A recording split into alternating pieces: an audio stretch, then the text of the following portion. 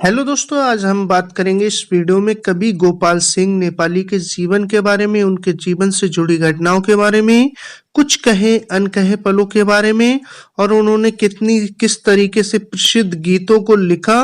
तो ये सारी चीजें हम इस वीडियो में आपको बताने वाले हैं। तो आइए वीडियो को स्टार्ट करते हैं। आपको बताता चलूं कि गोपाल सिंह नेपाली हिंदी एवं नेपाली के प्रसिद्ध कवि थे। वे उत्तर छायावाद के प्रमुख कवि रहे। इनकी कविताएं एवं गीत तत्कालीन समय में जनता में अत्यंत लोकप्रिय हुई।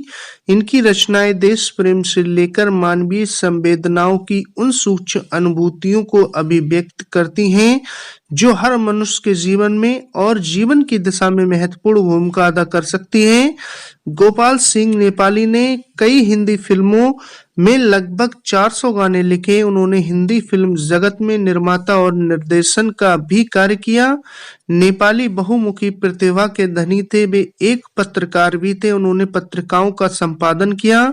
कवि के रूप में उन्होंने सन 1962 के चीन युद्ध के समय उन्होंने कई देशभक्तिपूर्ण गीत एवं कविताएं लिखी, जिनमें कुछ प्रमुख हैं सावन, कल्पना, नीलिमा, नवीन, कल्पना करो आदि बहुत ही प्रसिद्ध हुई। तो आइए दोस्तों जानते हैं आज इनके संपूर्ण जीवन के बारे में, इनका जन्म और स्थान। तो मैं आपको पूरी जानकारी देता चलूं, बताना चाहूंगा जन्म और स्थान के बारे में। तो गोपाल सिंह नेपाली का जन्म 11 अगस्त 1911 में बिहार के पश्चिमी चंपारण के बेतिया गांव में हुआ था।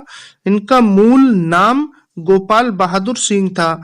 इनके पिता श्री रेल बहादुर सिंह हवलदार मेजर थे। गोपाल सिंह की शिक्षा प्रवेशिका तक ही सीमित रही। मैट्रिक तक की शिक्षा प्राप्त नहीं कर पाने के कारण इन्होंने बेतिया राज के पुस्तकालय में बैठकर अपना साहित्य अध्ययन किया। इन्हें बचपन से ही काव्य में रुचि रही। बचपन में कई बार अपनी बातों को काव्य के रूप में व्यक्त करते रहे। कुछ समय बाद गोपाल सिंह का विवाह हुआ। इनकी पत्नी नेपाल के राजपुरोहित के परिवार से थी। आपको बताना चाहूंगा गोपाल सिंह नेपाली का कार्य क्षेत्र। तो दोस्तों गोपाल सिंह नेपाली को बचपन से साहित्य से प्रेम था।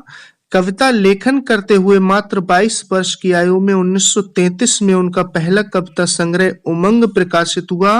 इसके 2 साल बाद दूसरा काव्य संग्रह पंछी प्रकाशित हुआ। फिर रागिनी, नीलिमा, पंचमी और नवीन प्रकाशित हुए।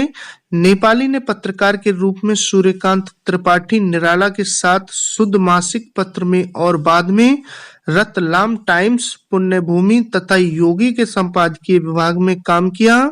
कुछ समय बाद इन्होंने हिंदी फिल्मों के गीत लिखना शुरू कर दिया और नेपाली ने करीब 4 दर्जन फिल्मों में यानी 400 गीत लिखे। उन्होंने हिमालय फिल्म्स और नेपाली पिक्चर्स की स्थापना की थी। निर्माता निर्देशन के तौर पर नेपाली ने 3 फीचर फिल्मों नजराना, सनसनी और खुशबू का निर्माण भी किया। इसके बाद द्वितीय विश्व युद्ध में उन्होंने जेहलूम में पंजाब रेजिमेंटल सेंटर के एक प्रशिक्षक के रूप में कार्य किया तथा फरवरी 1942 में उन्हें हवलदार सार्जेंट में पदोन्नत किया गया। तृतीय विश्व युद्ध के बाद उन्हें ब्रिटिश राष्ट्रमंडल व्यवसाय दल के हिस्से में जापान भेजा गया, जहां उन्होंने सितंबर 1947 तक सेवा की। आपको बताता चलूं गोपाल सिंह नेपाली का साहित्य जीवन। तो गोपाल सिंह नेपाली हिंदी के छायावादोत्तर काल के कवियों में महत्वपूर्ण स्थान रखते हैं।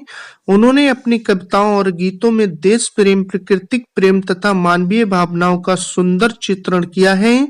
उन्हें गीतों का राजकुमार कहा जाता है। काव्य एवं गीत के रूप में इन्होंने पंछी, रागिनी, पंचमी, नवीन और हिमालय ने पुकारा नामक काव्य और गीत संग्रह की रचना की। नेपाली अपने काव्य एवं गीतों में श्रृंगार व प्रणव से श्रोताओं और पाठकों का मन मोह लेते थे। इसके साथ ही उन्होंने अपनी कलम के द्वारा राष्ट्र प्रेम के गीतों से युवाओं में देशभक्ति के भावों का भरपूर संचार किया। 1944 के बाद वे हिंदी फिल्मों में गीत लिखने लगे। फिल्मों में उनके गीत अत्यंत लोकप्रिय हुए। गोपाल सिंह नेपाली ने 1962 में भारत चीनी युद्ध के समय अनेक देशभक्ति की कविताएं भी लिखी।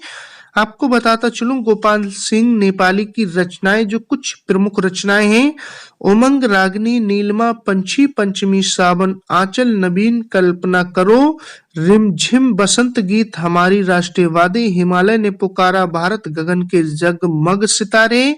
जी हाँ, इसी के साथ बताना चाहूंगा गोपाल सिंह नेपाली की प्रसिद्ध गीत की कुछ पंक्तियां जो मैं आपके सामने बताना चाहूंगा।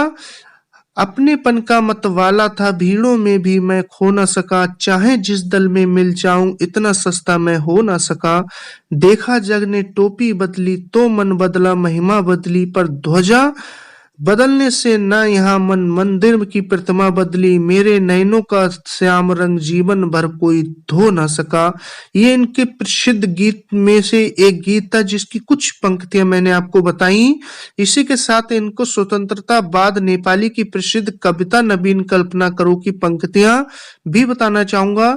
निज राष्ट्र के शरीर के श्रृंगार के लिए तुम कल्पना करो, नवीन कल्पना करो, तुम कल्पना करो, अब देश है स्वतंत्र मेदिनी, स्वतंत्र है मधुमास है, स्वतंत्र चांदनी, स्वतंत्र है हर दीप है, स्वतंत्र रोशनी, स्वतंत्र है अब शक्ति की ज्वलंत दामिनी, स्वतंत्र है लेकर अनंत शक्तियां, सद समृद्धि की तुम कामना करो, किशोर कामना करो।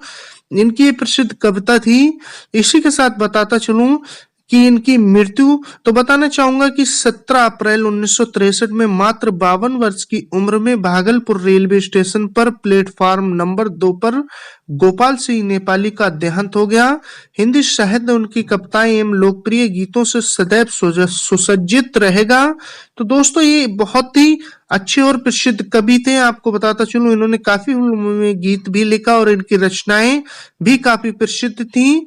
तो इसी के साथ बताना चाहूंगा दोस्तों, कैसे लगी आपको मेरे द्वारा बताई गई स्टोरी, और अगर आपके पास भी कोई ऐसी स्टोरी जिसको हम अपने चैनल पे ला सकें तो हमारे साथ जरूर शेयर कीजिएगा। मिलते हैं फिर नेक्स्ट वीडियो में नेक्स्ट स्टोरी के साथ। आपने अपना कीमती वक्त दिया, तब तक के लिए धन्यवाद।